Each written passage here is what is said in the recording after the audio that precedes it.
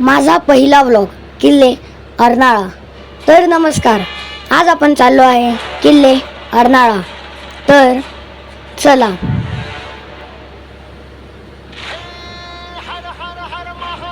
तर नमस्कार, आज आपण आलेलो आहे किल्ले अर्नाळा।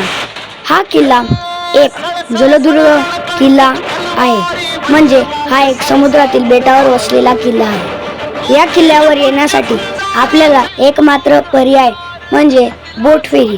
आपल्याला बोट फेरीचे रिटर्न तिकीट फक्त 20 रुपये आहे। हा एक जलदुर्ग किल्ला असल्यामुळे आपल्याला इथे बोटीने जायला लागते। या किल्ल्याच्या आजूबाजूला अफाट समुद्र आहे, लांब लांब पाणीच पाणी आहे। येथील प्रवेशद्वार भव्य आहे। त्या किल्ल्यावरचे बुरुज अतिशय भक्कम, मोठे व सुंदर आहे। बाहेरून देखील हे खूप मोठे आहे। तेथे या किल्ल्यावर काही गुप्त खोल्या असून ज्याचा शत्रूला अंदाजही लागणार नाही, अशा त्या गुप्त खोल्या आपल्या महाराजांनी तयार केलेल्या आहे। त्या किल्ल्याचे बांधकाम अतिशय बारीक व नीटनेटके आहे। या किल्ल्याची उंची खूप आहे।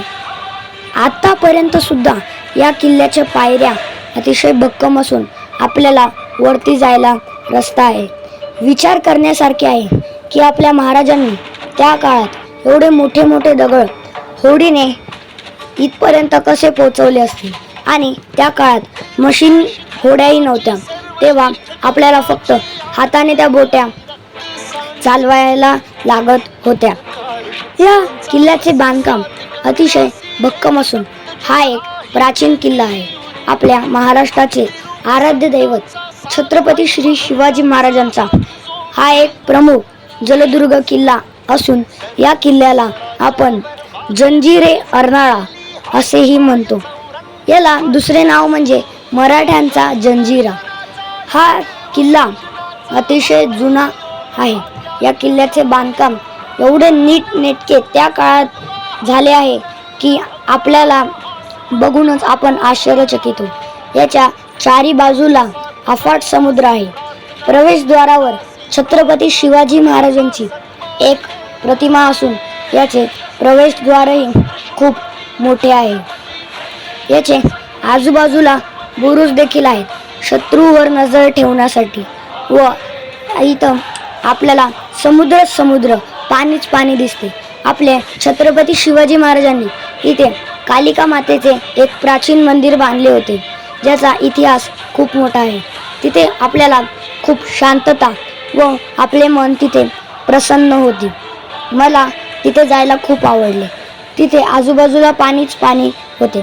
तिथे एक वस्ती असून या वस्तीमध्ये 1000 लोक राहतात, म्हणजे ते एक गाव आहे। त्या गावाचे नाव आहे किल्ले अर्नाळा। मला तिथे जायला खूप आवडले। आश्चर्याची गोष्ट म्हणजे त्या गावात एकही वाहन नाही, कारण त्या गावातल्या लोकांच्या स्वतःच्या कालिका मातेच्या मंदिरावर गेलो, तिथे मला एक प्राचीन तोफ दिसली, जी तोफ आपल्या छत्रपती शिवाजी महाराजांनी बनवली शत्रूवर लक्ष ठेवण्यासाठी। तुम्ही जर किल्ल्यावर जात असाल तर तुम्हाला बीचवर देखील जाता येईल, कारण आपल्याला जर किल्ल्यावर जायचे असेल तर आपल्याला किनाऱ्यापासून एक बोट करून आपल्याला किल्ल्यावर जावे लागते, पण तुम्ही बोटवर जाऊ शकता। त्या गावामध्ये अनेक घरांच्या बाहेर तुळशी वृंदावन आहे, जे की खूप अप्रतिम आहे। मला ते बघायला खूप आवडले। हा किल्ला मला खूप आवडला। पहिला जलदुर्ग किल्ला आहे। मी पहिल्यांदा जलदुर्ग किल्ला गेलो, मला तिथे खूप आवडले। मी कधी जलदुर्ग किल्ल्याला गेलो नाही, मी फक्त एकदा किल्ल्यावर गेलो, पण आता मी पहिल्यांदा जलदुर्ग किल्ल्यावर गेलो। मला हा अर्नाळा किल्ला खूप आवडला। तुम्हीही जाऊ शकता। किल्ले अर्नाळा वसईपासून 10 ते 12 किलोमीटर अंतरावर।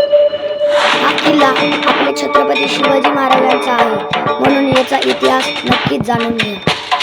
किल्ले अर्नाळा माझा पहिला व्लॉग बघण्यासाठी धन्यवाद।